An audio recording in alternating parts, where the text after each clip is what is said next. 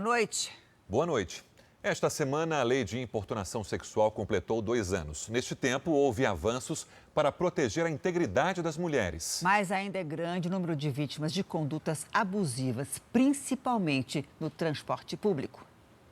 Foram as 16 passagens deste homem pela polícia, mostrando as partes íntimas e tendo orgasmos em passageiras de ônibus em São Paulo, que deram origem à lei. A pena para importunação sexual vai de 1 a 5 anos de cadeia. Não é o mesmo que assédio, mas comum em locais de trabalho. O assédio, ele é um crime que, na verdade, ele trata mais quando existe uma relação hierárquica entre as pessoas, tá? A importunação, ela já não exige essa relação. Você pode estar falando de importunação tratando de 2 pessoas desconhecidas. Desde que a lei foi sancionada, a Companhia de Trens Metropolitanos de São Paulo, a CPTM, já montou 23 salas de acolhimento em suas estações para dar atendimento especializado às vítimas. É o reconhecimento do quanto ainda é grave o problema. Nós incentivamos essas mulheres a procurarem ajuda e registrarem os fatos e reclamarem, buscarem as próprias empresas de transporte para fazerem as denúncias, porque assim a gente consegue efetivamente prevenir, né? Com campanhas, com registros, com investigação, com prisão. Numa pesquisa feita em todo o Brasil com quase 8 mil mulheres, 85% delas disseram já ter sido vítimas da mão indesejada. E 35% daquelas encostadas no ônibus ou nos trens. Já em São Paulo, em outra pesquisa, 38% das entrevistadas disseram ter sofrido assédio por estranhos no transporte público, o que daria mais de 2 milhões de vítimas. Apesar de números tão contundentes, entre janeiro e agosto deste ano, a Secretaria de Segurança Pública de São Paulo só registrou 272 casos dos chamados crimes contra a dignidade sexual. Ainda assim, quem já passou pela situação, ou continua passando, agora tem uma ferramenta para punir o criminoso. Quando aconteceu com a Lúcia, a lei ainda não existia e foram meses de importunação pelo homem que usava a mesma linha de ônibus. É um misto, né? Assim, daquela sensação do tipo de impotência, ao mesmo tempo de nojo. É ruim a gente pensar que assim, você, mulher, está sujeita a isso.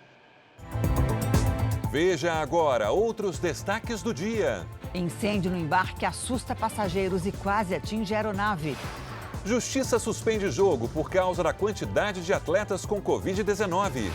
Faculdade ameaça expulsar estudantes de medicina que organizaram festa. Presidente Jair Bolsonaro se recupera bem de cirurgia em São Paulo. E as lições do país com mais idosos. A cada 10 centenários, pelo menos 8 são mulheres.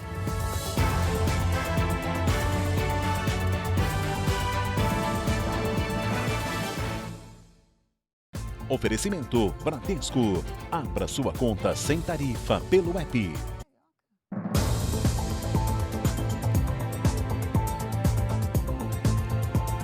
Uma clínica no Rio de Janeiro que prometia emagrecimento rápido foi interditada pela polícia. A suspeita é que o local vendia medicamentos proibidos pela Anvisa. Quando os policiais chegaram, os produtos estavam prontos para entrega. Separados em sacolas e frascos, prometiam um emagrecimento rápido e com um manual para o uso do medicamento. Tudo feito sem qualquer orientação médica. A polícia já monitorava a clínica de estética onde as substâncias foram apreendidas.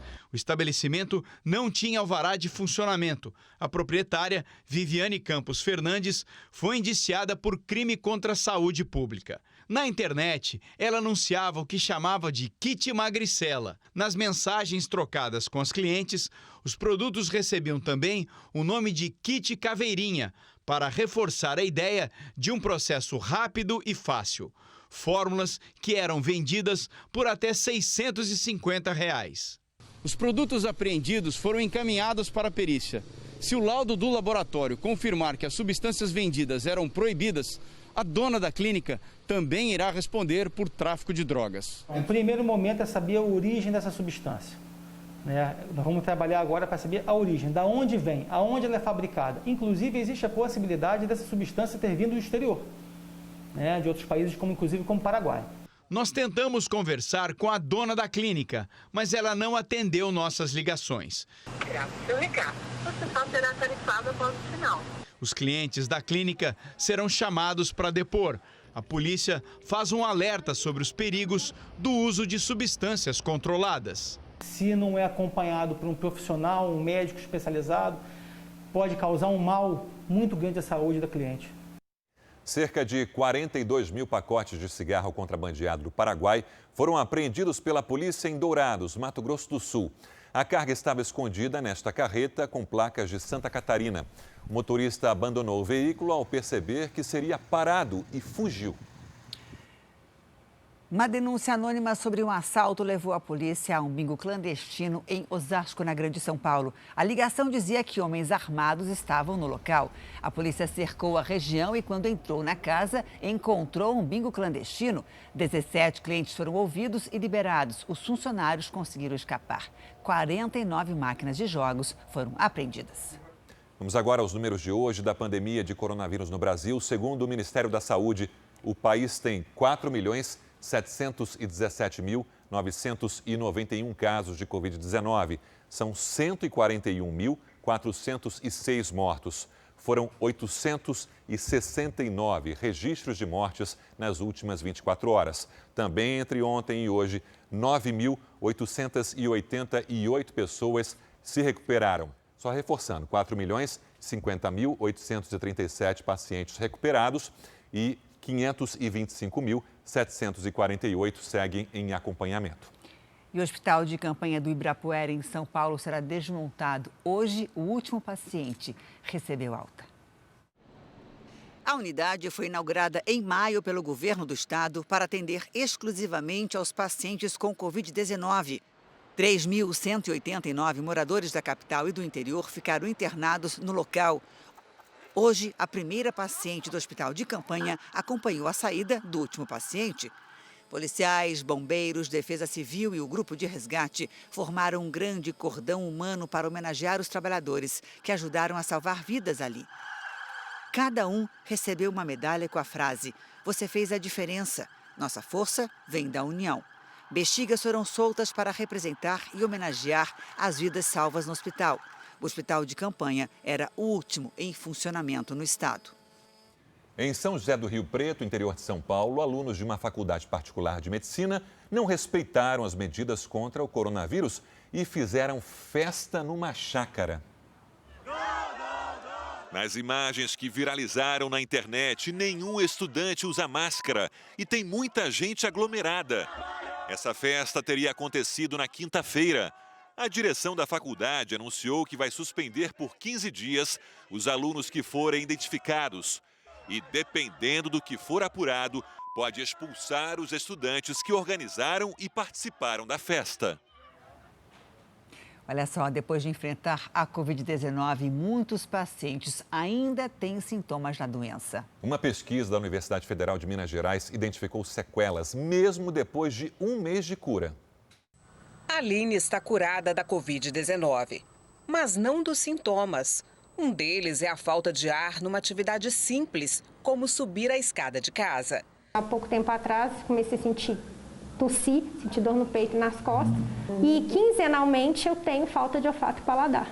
Uma pesquisa da Universidade Federal de Minas Gerais identificou que um mês depois da cura da Covid-19, pacientes ainda sofrem com sequelas, como falta de ar, fraqueza e dores. E impactos emocionais, como ansiedade e depressão. 80 pacientes vêm sendo acompanhados desde julho. A persistência dos sintomas ainda não tem explicação, mas pode estar associada à eficiência do vírus em invadir várias células. Mas também ele é capaz de invadir toda a circulação, então as células dos vasos sanguíneos, as células renais, as células cardíacas, as células neurológicas, intestinais. Apesar de a pesquisa ainda estar no início, O estudo projeta que algumas das sequelas identificadas nesse primeiro grupo de pacientes persistam por até 2 anos. Isso se a Covid-19 seguir a mesma tendência da Síndrome Respiratória Aguda Grave, a SARS, doença causada por agente da mesma família do coronavírus, descoberta em 2002. Que algumas pessoas vão precisar de atendimento por especialistas em doenças pulmonares, doenças cardíacas, fisioterapeutas, para reabilitação. O Ministério da Saúde, por nota, informou que ainda não há uma lista oficial com as principais sequelas da Covid-19. E por se tratar de uma doença nova, especialistas no mundo todo ainda estudam a ação do vírus no corpo humano. Os pacientes infectados, se apresentarem sintomas específicos, devem ser encaminhados para acompanhamento especializado. O Ministério já investiu quase 84 bilhões, 25 bilhões e 600 milhões exclusivamente para a Covid-19. Não sei se isso vai ser para sempre, e aí me dá angústia e me dá medo. Coisa que eu não tive quando eu tive Covid. Os principais parques temáticos do estado de São Paulo voltaram a funcionar neste final de semana. Foram quase 200 dias fechados. O dia de sol ajudou no movimento, mas o público ainda está bem longe do esperado. Fazia tempo que a animação andava longe dos parques. Este aqui, com mais de 75 mil metros quadrados e 40 atrações, pôde hoje, finalmente, rever funcionários e visitantes. A garotinha mal chegou e já estava empolgada. Eu acho que eu vou no Barco Vicky. E tá legal poder sair de casa? É, muito bom, né? E esse entusiasmo todo não foi exclusividade só das crianças. Ter um espaço assim para diversão, novamente, deixou adultos animados. Vamos chegar, mas já vamos na primeira atração aqui agora e depois aproveitar mais. Hoje foi o primeiro dia de funcionamento de parques temáticos de São Paulo. O estado tem a maior concentração deles em toda a América do Sul, como esse, onde os cuidados com as regras sanitárias foram cumpridos à risca. Aqui, depois da saída de cada grupo, as portas e os bancos dos brinquedos eram higienizados. É bom ver as pessoas voltarem de novo, senhor Alexandre? Olha, é uma sensação maravilhosa, sensacional. E aí eles vendo esse renascer novamente, é uma coisa assim indescritível. Nesse parque aquático, os cuidados começaram na entrada. Os ingressos foram adquiridos pela internet para evitar filas. Medição de temperatura, álcool gel e orientações espalhadas no estacionamento. Antes de acessar a imensa área do parque aquático, barreira sanitária com desinfecção. Para que tivesse uma experiência boa, tanto para os nossos colaboradores irem se habituando com esses novos protocolos, quanto para os visitantes. Dentro do parque, a água é devidamente tratada e funciona como um agente de proteção. Aqui nós temos um tratamento na água que é com cloro a gás, que se dissolve 100%. É como se a pessoa que entrasse nessa água tomasse um banho de álcool gel. Do ponto de vista do clima, não poderia haver um dia melhor para curtir um parque aquático ou até mesmo a praia. Em São Paulo, chegou a fazer 33 graus. Em dias assim, o parque ficaria lotado com mais de 10 mil pessoas. Mas hoje, esse número não vai passar de 1.000, para manter a segurança ainda mais rigorosa do que o que foi exigido por lei. A orientação era para que os parques trabalhassem com 40% da capacidade, mas nesse primeiro momento a precaução foi ainda maior, nem 20%. Aí, rodeados de segurança, com público bem reduzido e um pouco de liberdade, só faltava o sol. E o tempo ajudou, e muito. Vamos fazer essa parte. Se pudesse, ficaríamos mais. No interior de Goiás, Pirenópolis atrai gente de todo o país, principalmente por causa das cachoeiras. A beleza natural da região enche a cidade de visitantes. Mas em meio à pandemia pode ser um risco à saúde. Por causa disso, a prefeitura agora controla o acesso à cidade. Uma barreira foi montada na entrada da cidade. Só entra quem tem reserva em algum hotel, pousada ou atração turística. Uma coisa boa, né, que você está fazendo, né, para evitar esse tumulto aí, né, esse tanto de gente entrando aí. Tá meio bagunçado, né? Eu acho que está certíssimo, porque previne, né, e cuida da gente. Para entrar sem reserva, só se for parente de até 2º grau de algum morador de Pirenópolis. Na minha opinião, teria que ser pago para entrar aqui, né, para diminuir a quantidade de gente dentro. Pirenópolis reabriu para o turismo no mês passado, com várias regras de distanciamento social, limitação da capacidade em hotéis, bares e restaurantes e uso de máscara obrigatório. Mas o que se viu no feriado de 7 de setembro por aqui não foi nada disso. A Rua do Lazer, famoso ponto turístico da cidade, ficou lotada. Aglomerações por toda parte e fila até para as cachoeiras, um dos principais atrativos naturais do município. Por causa disso, a prefeitura decidiu endurecer as regras. E, pelo visto, a medida surtiu efeito. Neste final de semana, a cidade está bem mais vazia. Eu estou me sentindo segura para circular, sabe? Mas porque está desse jeito. Eu acho que no final de semana, tipo no próximo feriado, é difícil evitar que não fique daquela forma. É justamente esta a preocupação das autoridades de saúde do município. O feriadão do dia 12 de outubro. Toda essa articulação que estamos fazendo é em vista dos próximos feriados que vão ter na cidade. Pela primeira vez neste século, o Brasil não atingiu a meta em nenhuma das principais vacinas infantis. O baixo índice de imunização pode abrir caminho para a volta de doenças já erradicadas no país, como o sarampo. Aponte a câmera do seu telefone celular para o nosso QR Code e veja o calendário de vacinação para crianças com até 2 anos de idade. A Vanessa é mãe de uma menina de 1 ano e faz questão de manter todas as vacinas da filha em dia. Da minha preocupação, quando saiu do hospital, se ela tinha tomado já as vacinas para ela poder sair do hospital. Ter a carteirinha de vacinação assim, toda preenchida, tem sido cada vez menos comum. O índice de vacinação de crianças no Brasil, que já vinha registrando queda nos últimos anos, despencou em 2020.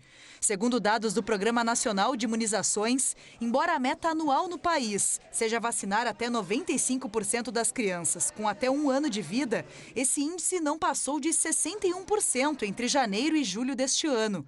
Queda influenciada principalmente pela pandemia do novo coronavírus. É importante salientar que as unidades de saúde estão adaptadas com processos seguros para evitar a transmissão.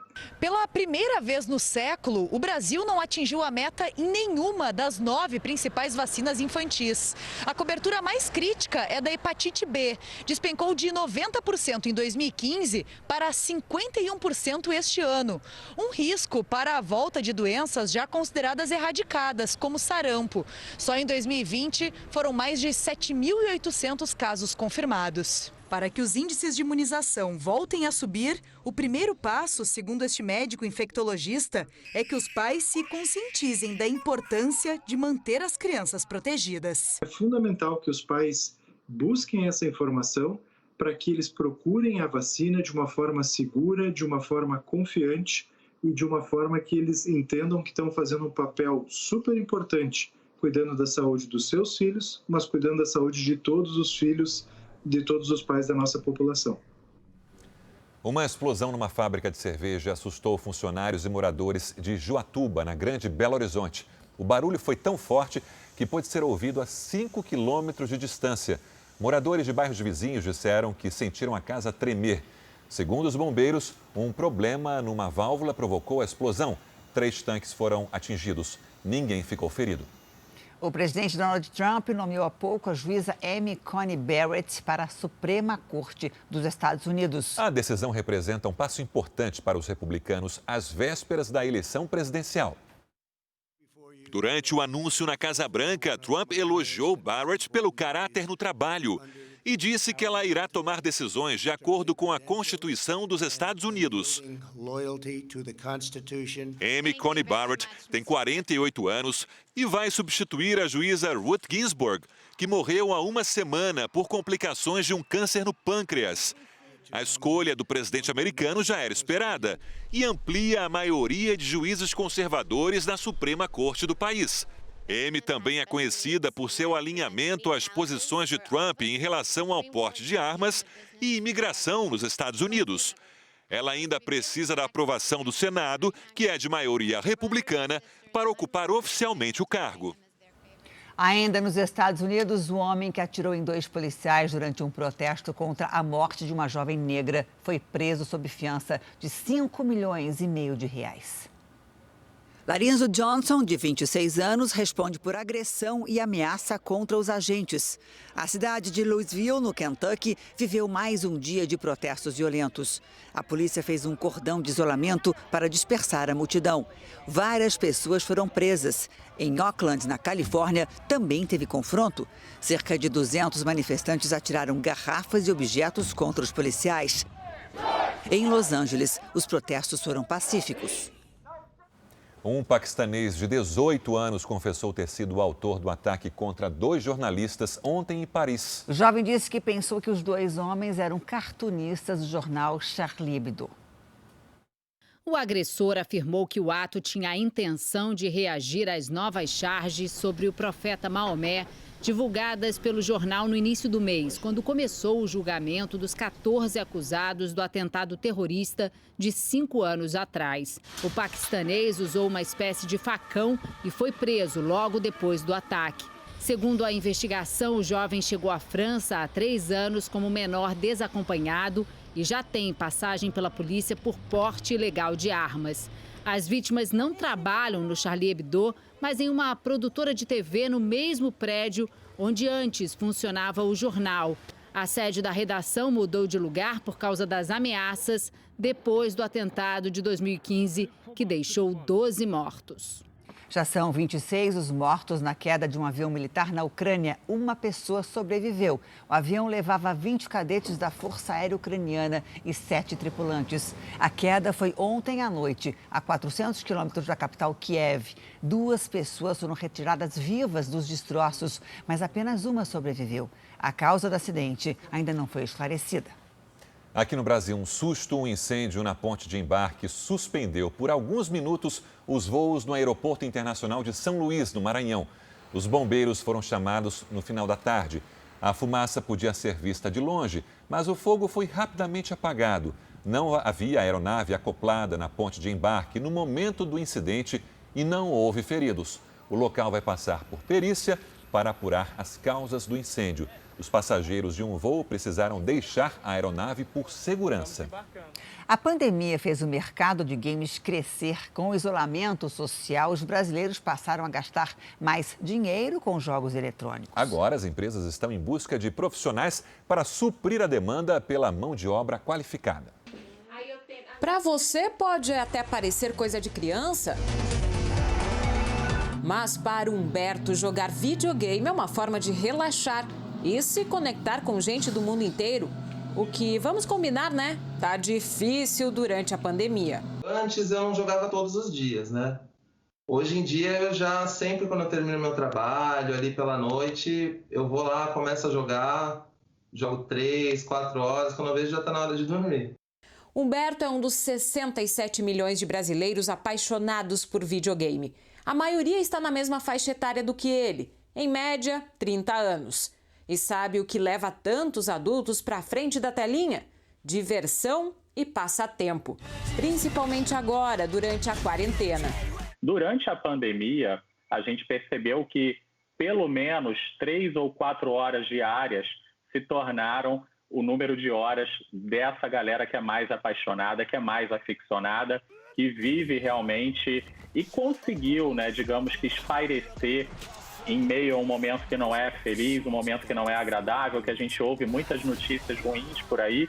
Além de jogar mais, o brasileiro investiu mais nessa diversão. Com mais tempo dentro de casa, ele aqueceu o mercado comprando jogos e até acessórios mais modernos.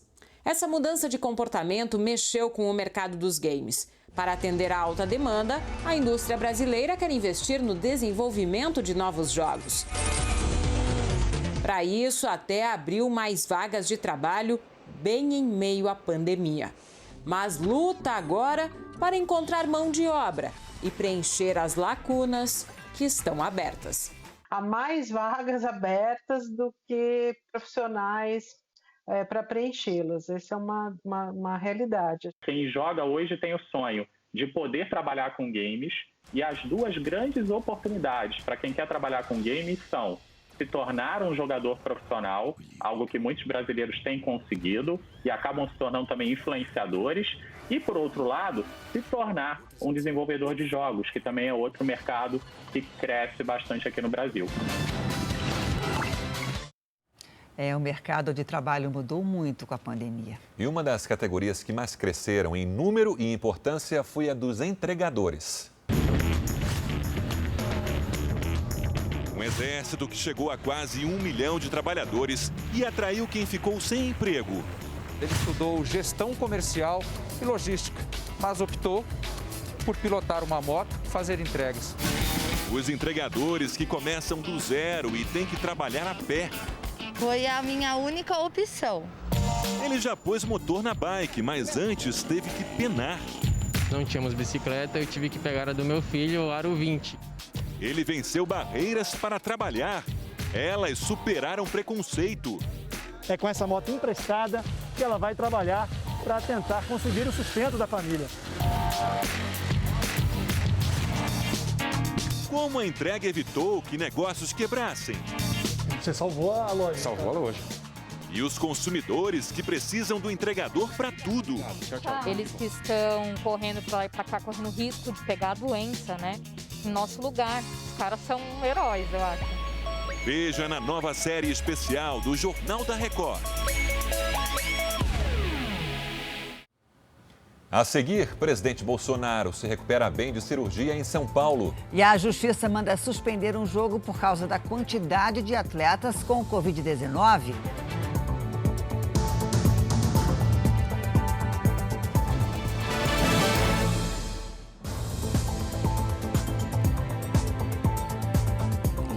O presidente Bolsonaro já está em Brasília. Ele deixou o hospital em São Paulo no começo da tarde, depois de passar por uma cirurgia para a retirada de um cálculo na bexiga. Logo cedo, a primeira-dama Michele Bolsonaro postou uma foto do presidente no quarto do hospital. O presidente recebeu a visita do secretário executivo do Ministério das Comunicações, Fábio Weingarten, e do deputado federal Celso Russomano, que chegaram juntos ao hospital. Na saída, eles falaram sobre a recuperação do presidente. Está muito bem. A gente é amigo desde 95. Acho que a amizade está bem acima de qualquer outra coisa, né? O hospital divulgou um boletim assinado pelo cardiologista Leandro Echenique, pelo urologista Leonardo Borges e pelo diretor superintendente Miguel Sendoroglu, e informou que o presidente estava com ótima evolução e sem complicações da cirurgia. O procedimento de ontem durou 1h30 para a retirada de um cálculo da bexiga do presidente. A operação foi feita por endoscopia e, na bexiga, um aparelho a laser desfaz a pedra. No início da tarde, o presidente recebeu alta. Do hospital, foi para o aeroporto e voltou para Brasília. Com a boa recuperação da cirurgia, Jair Bolsonaro deve ser liberado para retomar a agenda normal de trabalho no Palácio do Planalto a partir da segunda-feira. O presidente chegou a Brasília no meio da tarde e foi direto para o Palácio da Alvorada. Integrantes do governo e líderes do Congresso se reuniram hoje para acertar novos pontos da proposta de reforma tributária.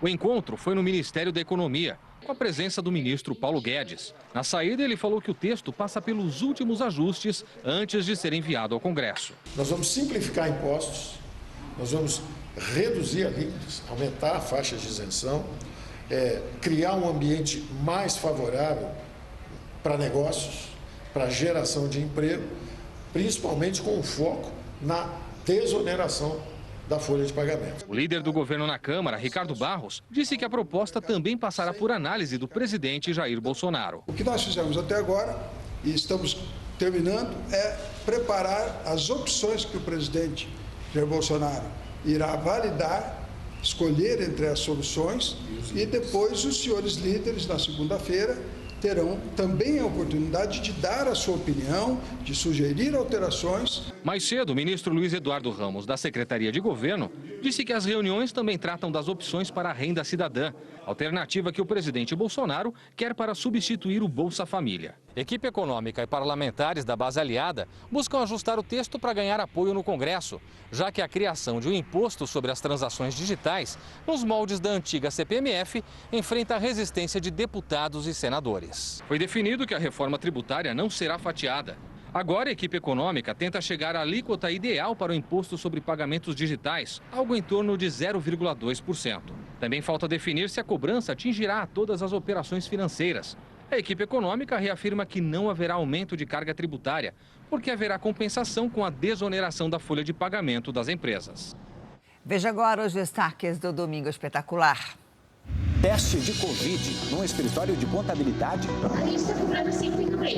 Laboratório clandestino vende exames e emite laudos para estrangeiros que querem deixar o Brasil durante a pandemia. A família que busca justiça para a morte do filho. Dói no coração. O menino morreu num acidente de barco e quase 2 anos depois, os responsáveis ainda não foram punidos. O nascimento de um filhote de girafa. Por que esse momento foi considerado tão raro? E uma visita ao bebezinho. Comprar uma casa num dos lugares mais charmosos do mundo, pagando apenas R$6. A casa saiu por €1. Ficou interessado? A gente mostra como isso é possível. No Por Onde Anda, um cantor que fez sucesso nos anos 90 com o Exalta Samba. Eu me apaixonei pela pessoa errada. A gente vai descobrir como está o pagodeiro Krigor. É no Domingo Espetacular. Depois da Hora do Faro. Até lá. Veja a seguir o mistério dos ataques de orcas a embarcações. E as lições do país com mais idosos centenários.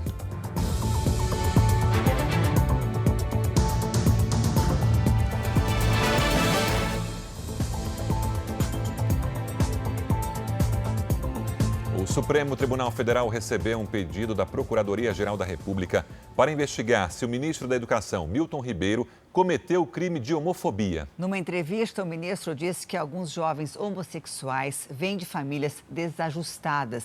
O ministro disse que a frase foi tirada de um contexto e negou a discriminação. O primeiro-ministro do Líbano renunciou hoje depois de ficar no cargo por menos de um mês. Mustafa Adib foi eleito no dia 31 de agosto para ocupar o lugar de Hassan Diab. O antecessor pediu demissão depois da explosão no porto de Beirute, em que pelo menos 200 pessoas morreram.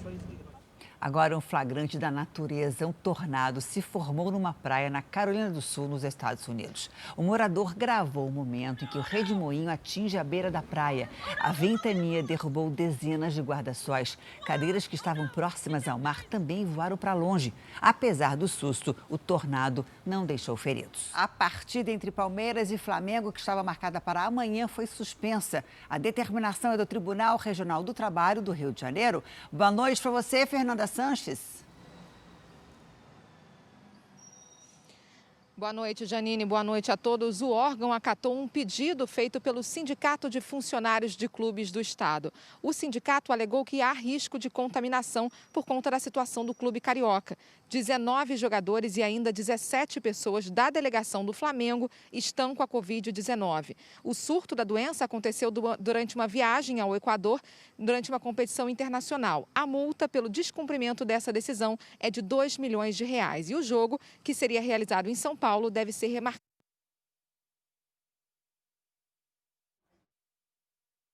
Fluminense estão contaminados, 5 deles... Perdemos o sinal aí com a Fernanda Sanches, mas ela deu o recado de que a partida foi suspensa. E tem mais suspensão no futebol brasileiro. A CBF proibiu agora à tarde a volta do público aos estádios. Tudo será reavaliado daqui a 2 semanas. Das 11 cidades que cediam jogos do Campeonato Brasileiro, 10 ainda não autorizaram a volta dos torcedores.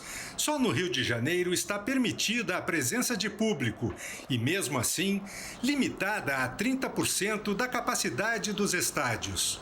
Fazer jogos com público nesse momento, chega a beirar o absurdo, cara. Uma vez mais, já fez isso no Campeonato Carioca. Entre os clubes da Série A, só o Flamengo quer jogar agora diante de sua torcida, mas depende do aval da CBF. Depois de uma nova reunião realizada hoje com os clubes da Série A, a entidade decidiu que o desejo do rubro-negro só será atendido quando a volta dos torcedores estiver liberada para todos. Este veto será discutido novamente daqui a 15 dias. Vale a igualdade de tratamento. Por enquanto, a posição da maioria é a de seguir as orientações das autoridades sanitárias de seus estados, como ocorre em São Paulo. O cenário atual da pandemia no estado de São Paulo não permite a retomada de público em eventos associados a grandes aglomerações, como nas partidas de futebol de qualquer categoria. A volta das torcidas aos estádios é polêmica e provoca apreensão também.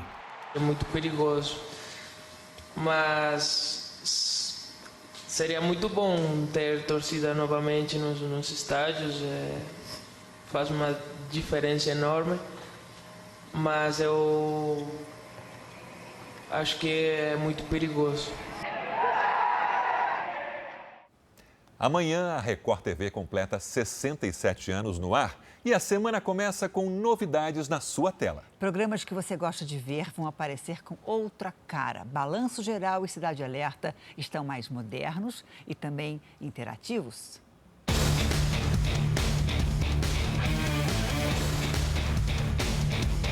Foram meses de planejamento, fabricação de peças e montagem. 3 programas do jornalismo da Record TV estão de cara nova. A gente está aqui na porta do Estúdio A e vamos mostrar os bastidores da gravação do piloto do novo estúdio do Balanço Geral.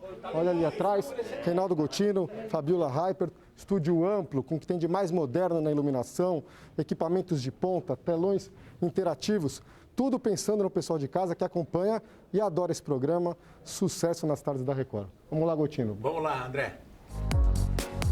Em meio aos últimos preparativos para a estreia do cenário novo, os apresentadores dão uma prévia de como vai ser a Hora da Venenosa. É o melhor momento da sua tarde, Hora da Venenosa, começando agora de casa nova. Gostou do estúdio novo também? Eu gostei, eu quero apertar aqueles botõezinhos lá, ó. A gente vai fazer essa interatividade, vai ser bem legal porque toca aqui a participação do público, né, as mensagens que chegam. Previsão do tempo, muito legal também.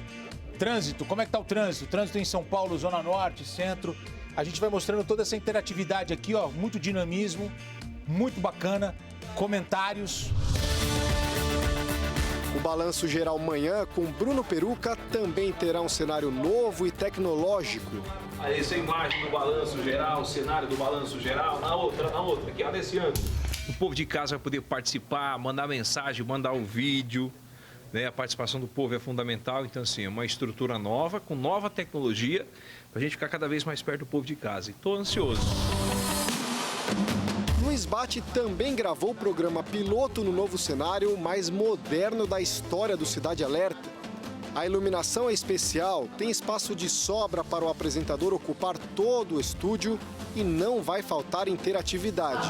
Olá, boa tarde aos amigos de todo o Brasil. Começa a partir de agora mais um Cidade Alerta. Todos os casos que são mostrados no programa, a gente tem um arquivo aqui para puxar documento, para puxar algum depoimento de vítima, para confrontar versões.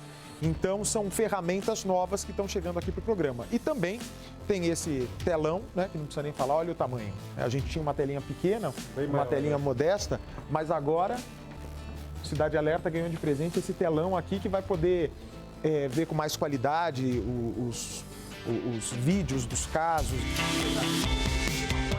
Então anote aí, segunda-feira tem a estreia dos novos cenários do Balanço Geral manhã e tarde e do Cidade Alerta. Gotino, o programa já é sucesso de audiência. Vai aumentar ainda mais? O que vocês acham? Ah, tomara, né? A gente quer fazer o melhor para as pessoas, que as pessoas curtam. Como eu estava te falando, a gente passa 3 horas entrando na casa das pessoas, né? E a gente quer uma relação com o telespectador. Você tem a tela principal, que é a televisão, você tem a segunda tela, que é o celular, e o telespectador está pedindo passagem, o telespectador está pedindo para estar junto conosco. Então, essas novas ferramentas que já a gente está aproveitando o cenário novo para implementá-las, eu tenho certeza que vai ser um diferencial muito forte no programa.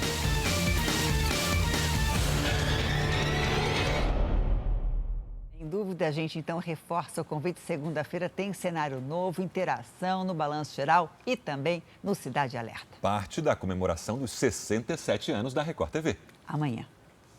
Mais de 20 ataques de orca a barcos de passeio aconteceram na Espanha e também em Portugal. Autoridades recomendam que as embarcações mantenham distância dos animais. E chegaram a proibir a navegação de veleiros em algumas regiões para evitar acidentes. As orcas chegam bem perto dos barcos no litoral da Península Ibérica. Aqui ela bate o corpo contra a embarcação. O registro foi feito pelo biólogo marinho André Dias. Ele faz passeios há mais de 10 anos na região do Algarve, sul de Portugal. O último avistamento que fizemos com elas vieram mesmo tocar no flutuador, elas empurravam o barco. Portanto, a gente estava no barco e sentiu-se o barco a ir para a frente. Segundo especialistas, cerca de 40 mamíferos de pelo menos 5 famílias vivem no Golfo de Cádiz. Nesta época do ano é algo frequente avistar as orcas na região. Elas migram atrás de um dos alimentos favoritos, o atum. A busca por comida muitas vezes provoca a disputa com os pescadores. Nos últimos 3 meses, dezenas de pescadores e marinheiros relataram ataques violentos das orcas contra pequenos barcos. Na maioria dos casos, as embarcações sofreram algum dano e tiveram que ser rebocadas, o que despertou a atenção das autoridades. Especialistas investigam o fenômeno, mas muitos acreditam que, na verdade, os animais queriam apenas brincar. André diz que um grupo de orcas ainda jovens se aproxima por curiosidade. É mesmo mais o desejo de conhecer, é mais a brincadeira que acaba por fazer um dano do que propriamente um ataque. Mesmo assim, as autoridades orientam manter distância das orcas para evitar acidentes. Aqui no Brasil, mergulhadores tentam exterminar uma espécie de coral nas praias de São Paulo. Ele ameaça a biodiversidade marinha. Os corais podem acabar com espécies de peixes numa área de preservação ambiental. Esse não é um mergulho para apreciar as belezas do fundo do mar na Laje de Santos, uma área de proteção ambiental permanente. Muito pelo contrário, a missão dos 8 mergulhadores é tentar acabar com uma praga que se alastra pelo litoral paulista. Eles usam talhadeira, martelo e cesto para arrancar da pedra o coral-sol. Você tem que retirar da pedra, tentar deixar a pedra intacta, sem coral, porque se você deixar um fragmento, em 6 meses ele volta de novo. Esse tipo de coral não é nativo do Brasil. Sem predador, se reproduz descontroladamente e mata as espécies daqui. Repare que essa pedra tem praticamente apenas coral-sol.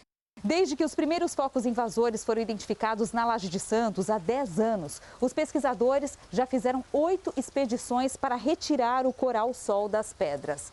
Sempre quando voltam lá, a infestação é maior.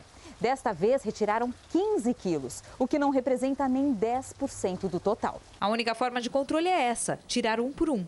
Se esse monitoramento não for feito, o coral-sol pode transformar um dos ambientes marinhos mais preservados e bonitos da costa brasileira. Pode haver algumas espécies de peixes que você não vai ver mais ali. Então a gente tem que ter esse cuidado, pode mudar totalmente a biodiversidade no Parque Estadual Marinho da Laje de Santos. Alunos da Universidade Federal do Pará desenvolveram uma barreira com material reciclável para impedir a passagem de plásticos nos canais e córregos de Belém. A ideia é de uma jovem que conheceu ainda na infância o drama dos alagamentos provocados pela sujeira. O que antes poluía o meio ambiente, agora vai se transformando em ferramenta para preservar a natureza. Cada garrafa a gente consegue transformar aproximadamente 14 metros de fios de PET. E os fios são trançados até formar uma espécie de tela gigante. O projeto foi feito por alunos de uma turma de engenharia civil da Universidade Federal do Pará. Foram 2 anos de pesquisas e testes até ficar pronto o primeiro protótipo. O tamanho da ecobarreira varia de acordo com o local onde ela vai ser instalada. A gente viu, é só cano PVC, garrafa PET e cola. O custo para fazer esse material aqui não passa de R$30 e são necessários 2 dias para confeccionar a barreira. Uma estrutura muito simples, mas fundamental para manter limpos os canais da Amazônia. A estrutura é leve e bem fácil de ser instalada e também pensada para não criar nenhum desequilíbrio ambiental. Peixe grande, o espaço é grande. Peixe grande, o espaço é grande. Se o peixe é pequeno, a gente utiliza um espaço menor. A Larissa foi quem idealizou o projeto. Ela cresceu perto de um canal que alagava sempre que chovia.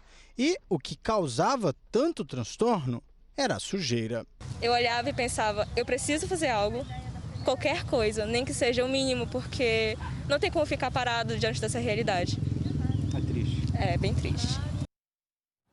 Um filhote de cachorro abandonado conquistou o coração de funcionários de um escritório de contabilidade. Além de ter sido adotado e passar o dia no escritório, ele ainda é levado para casa numa espécie de guarda compartilhada. O escritório de contabilidade abre pontualmente às 8 horas da manhã. E quem já está ali para bater o ponto é o xodó do lugar.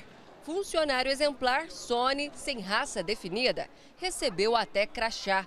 O cãozinho tem acesso livre na empresa e um cantinho só dele para descansar depois de um dia cheio. Ele alegra todo mundo, ele participa das reuniões, vai para os treinamentos. Então a gente sentiu que a vinda dele trouxe assim, muita leveza no nosso ambiente, além de diminuir o estresse, a ansiedade.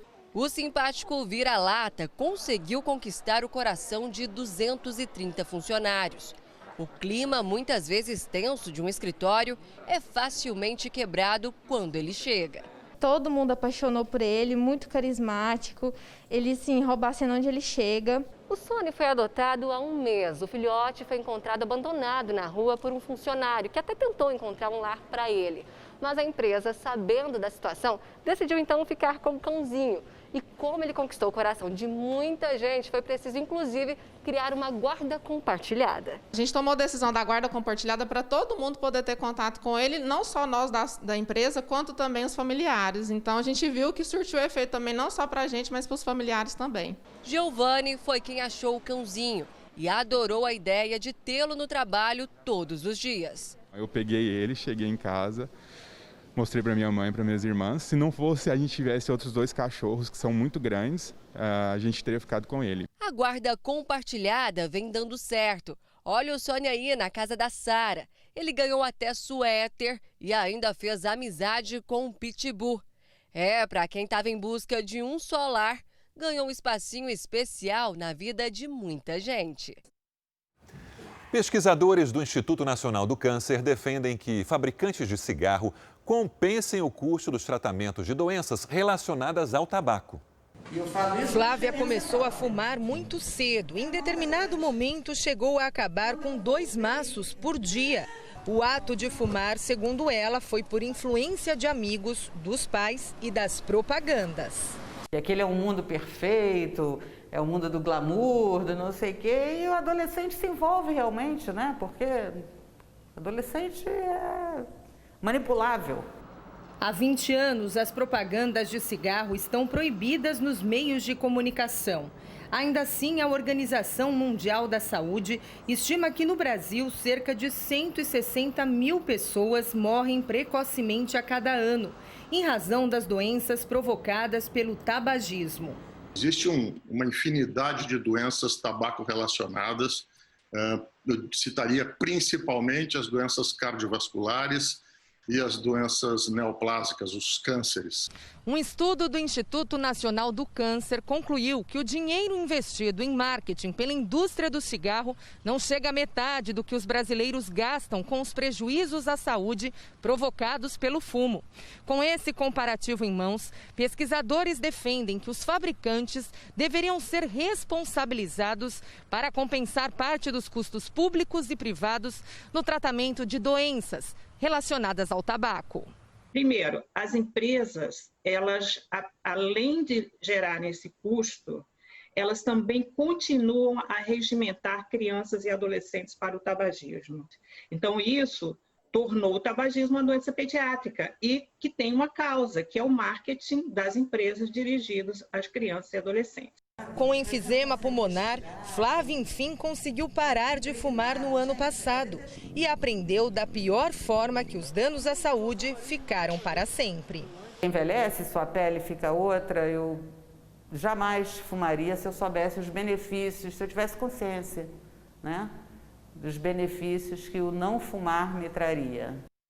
Então, se você pensa em parar de fumar, entre nas redes sociais do Jornal da Record. Lá você vai encontrar 5 bons motivos para abandonar esse vício. Neste começo de temporada de um dos fenômenos mais bonitos da natureza, um show de luzes iluminou o céu da Finlândia. Por mais de 4 horas, as pessoas foram surpreendidas pela intensidade da aurora boreal. A visibilidade foi maior na região da Lapônia, norte do país.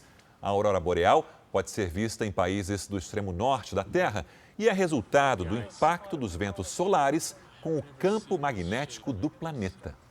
Pesquisadores revelaram que os níveis de radiação na Lua são 200 vezes maiores que na superfície da Terra. Os dados foram coletados por uma sonda espacial. Segundo os pesquisadores, a nova descoberta representa um perigo à saúde dos próximos astronautas que pisarem em solo lunar, como maior risco de câncer, por exemplo. Por isso, naves e equipamentos usados no espaço precisam de uma alta capacidade de proteção. A NASA anunciou que pretende enviar uma nova missão à Lua até o fim de 2024.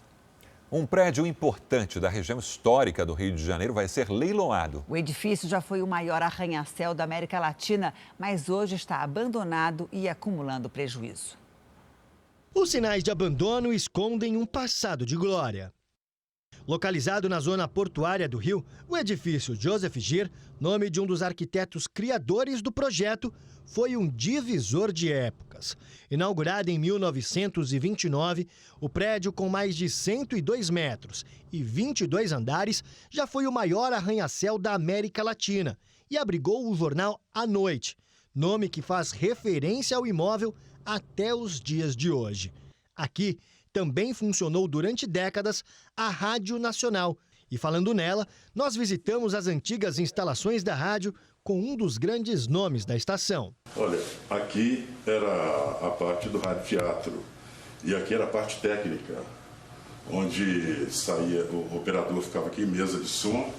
Cirilo Reis é locutor da Rádio Nacional há 43 anos e se emociona ao ver a situação do local onde passou boa parte da vida. Aí dá uma saudade, dá uma tristeza muito grande ver esse edifício do jeito que está e a gente ter na memória o que já foi, o que já representou um dia. Há pelo menos 4 anos, esse mirante, que já foi um dos principais do Rio de Janeiro, não recebe ninguém. Totalmente desativado desde 2016, o edifício à noite vem acumulando despesas atrás de despesas. Um desfalque nesse período de aproximadamente 14 milhões e meio de reais aos cofres do governo federal. O imóvel deve ser colocado à venda no fim do ano numa espécie de leilão. O valor estimado é de 100 milhões de reais. Igual esse prédio, nós temos no Brasil 3.800 imóveis da administração pública sem uso. Esse governo finalmente decidiu reverter essa situação, não investir mais dinheiro público na manutenção de prédios sem uso e vendê-los para justamente gerar desenvolvimento, gerar construção, gerar emprego, gerar renda. O futuro proprietário do edifício à noite não vai poder mexer na entrada do prédio e nem nas escadarias em formato de caracol que foram tombadas. Uma forma de manter o vínculo entre um passado cheio de histórias e um futuro que tem tudo para ser promissor. Falando em história, o governo do Egito está construindo novas rodovias que vão cruzar as grandes pirâmides. As 2 estradas fazem parte de um projeto polêmico que foi suspenso nos anos 90 por pressão internacional. As grandes pirâmides do Egito, o principal ponto turístico do país, são as únicas sobreviventes das 7 maravilhas do mundo antigo. Mas agora o presidente do país, Abdel Fattah al-Sisi, tomou a decisão de criar uma rodovia que vai atravessar o deserto e passar bem perto das pirâmides. O projeto faz parte de um novo plano de infraestrutura em volta de Cairo, capital que suporta uma enorme pressão populacional com mais de 20 milhões de habitantes. Cada rodovia terá até 8 faixas, dividindo o Planalto das Pirâmides em 3. As pistas vão cruzar a antiga capital de Mênfis, uma das cidades mais importantes do mundo por quase 3.000 anos. E segundo historiadores, o projeto, por causa da dimensão, pode danificar um dos mais importantes patrimônios da humanidade. Memphis was the capital of Egypt. Mênfis foi a capital do Egito desde os primeiros tempos históricos, há cerca de 5.000 anos, explica Said Zulfikar, um ex-funcionário da Unesco. It was the seat of government. Foi sede do governo até a 18ª dinastia, ele conta. Zulfikar é um dos maiores críticos do projeto. O governo garante que as rodovias vão facilitar o transporte, evitar congestionamentos e promover o turismo em toda a região. E que todas as rodovias serão construídas com cuidado. Não existe um único artefato no Egito que alguém possa danificar ou demolir sem permissão, explica o ministro de Turismo e Antiguidades, Khaled El-Anani.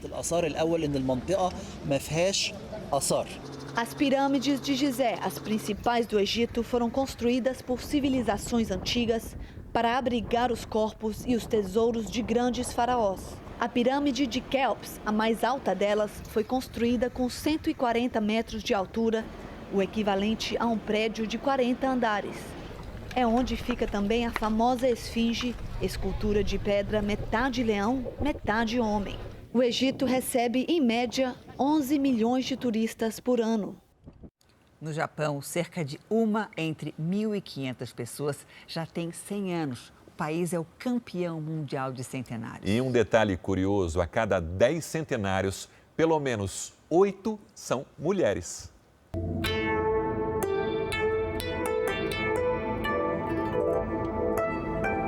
Passos um pouco mais lentos que percorrem longos caminhos.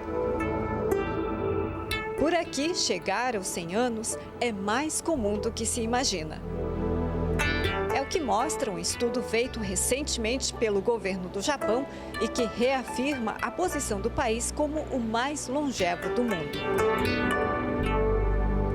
Com cerca de 36 milhões de pessoas acima de 65 anos, quase 30% da população japonesa é formada por idosos. Depois vem a Itália com 23,3%, Portugal com quase 22% e a Alemanha com 21,7%. O Japão é o recordista mundial de centenários. O número de pessoas com mais de um século de vida vem crescendo em ritmo acelerado. Só neste ano já são mais de 80 mil, o maior aumento até agora. Segundo o Ministério da Saúde japonês, as mulheres representam 88% da população acima dos 100 anos. É o caso de Kane Tanaka, moradora da cidade de Fukuoka, que comemorou 117. Apaixonada por doces e refrigerantes, Kane já havia sido reconhecida pelo Livro dos Recordes como a pessoa mais velha do mundo em março do ano passado. Mas agora, ela é também a recordista de idade do Japão de todos os tempos. O segredo de tanta longevidade é só perguntar para eles. Dormir bem, acordar cedo e cuidar da saúde, diz esse comerciante de 77 anos. Para essa aposentada que passeava ao lado da sobrinha, a dica é não se estressar e procurar a companhia de pessoas que nos fazem bem. Ter um objetivo de vida também pode ser um desses segredos. Hiromu Inada, de 87 anos, foi a pessoa mais idosa a completar a maratona de triatlo Ironman no Havaí.